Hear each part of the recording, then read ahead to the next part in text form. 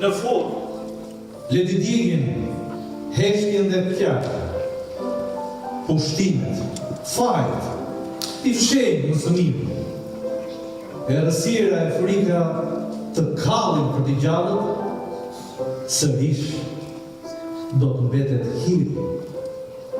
Le t'i mbyllim me drynat, dyrët e Varezës, poetët e profetët, t'i varin në përsheshje. Le t'i thajnë me zjarë burimet e pendesës, hiri për sërim do të mbetet. Dashuria u përket humsve të mëdhenj, ata digjen prej zjarit nga plagët e gjata, ndryshuan pa dashur ëndrave në terë, lodhjeve të barrokshme, ëndjeve të pakta.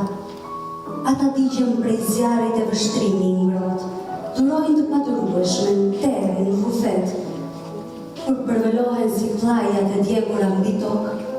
Dashuria humsve të mëdhenj u përket. Dashuria u përket humsve të mëdhenj, që ecin shprestyer rreth kryqeve në shi, të pagjunjve në pranga vuajtje ferë, që heshtin e çmojnë gjerë në pafajësi. Ishin këto pjesë të shkëputura nga libri Vetdia ime mban meshi shkrimtarit Odise Kote. Këtë herë Kote zgjodhi që lexuesit dhe kritikët ishin pjesë e referencave të librit të tij, duke marrë pas një rezume të përshtypjeve.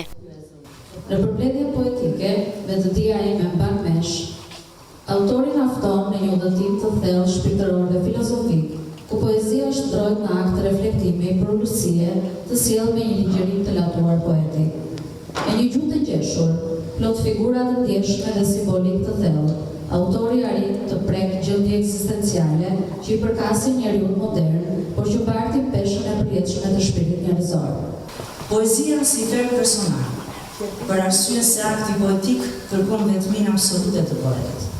Ndjenja është vetmitare por e mallkuar, pasi bart me vete peshën e përgjegjësisë, por edhe zburimin e një sekreti i cili mbetet më i tillë.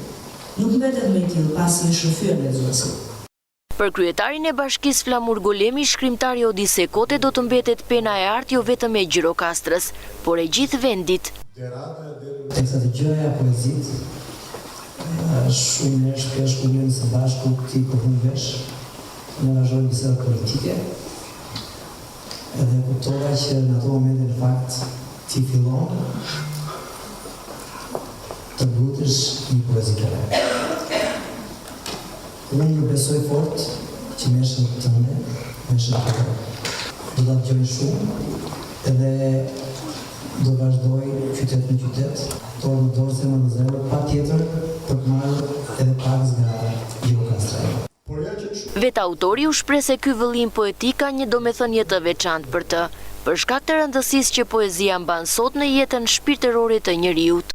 Ky është komunikimi më i mirë që një autor, një shkrimtar duhet të ketë me lexuesin e tij, duhet të ketë me njerëzit. Dhe kjo është shumë e rëndësishme. Por jo vetëm kaq. Kjo ditë e sotme për mua e nxjerr Gjirokastrën nga haku apo nga banaliteti lokal dhe e bën një qendër kombëtare, pse jo edhe më gjerë. Janë pikërisht ngjarje të tilla. Dhe unë shpresoj që pas me tu të vinë piktor, vinë muzikant, vinë artistë të tjerë para publikut me këtë mesh, me këtë lloj meshe. Për të ballafaquar shpirtin e tyre artistik me publikun. Sepse kjo, më shumë se çdo gjë tjetër, do të japë Gjirokastrës tonë vendin që i takon me gjithë kulturën kombëtare shqiptare. Aktiviteti u organizua nën kujdesin e veçantë të bashkisë Gjirokastër, me synim për të afruar gjithnjë më shumë lexuesin me artin dhe fjalën poetike.